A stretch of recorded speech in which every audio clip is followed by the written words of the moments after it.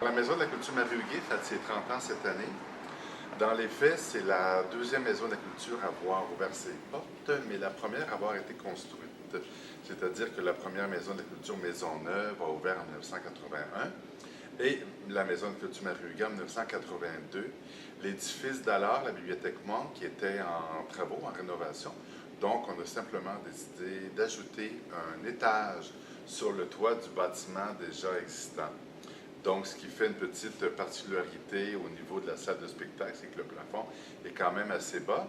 Mais moi, je dis toujours que c'est ce qui fait le charme de la Maison de la Culture Marie-Huguet. Donc, c'est une petite maison intimiste aux dimensions humaines où on se consacre davantage à la musique, au jazz et à la chanson. Au niveau des expositions, on a deux belles salles d'expo qui nous permettent d'exploiter les arts visuels.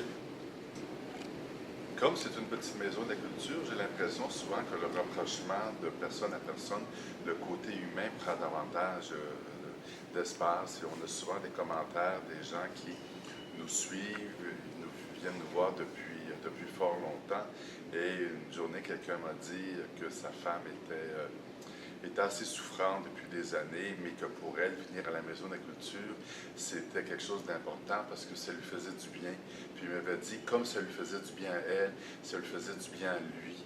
Et je trouve que c'est le genre de commentaires qui revalorisent notre travail, outre le travail que l'on fait avec les artistes en art visuel et dans le secteur des arts de la scène.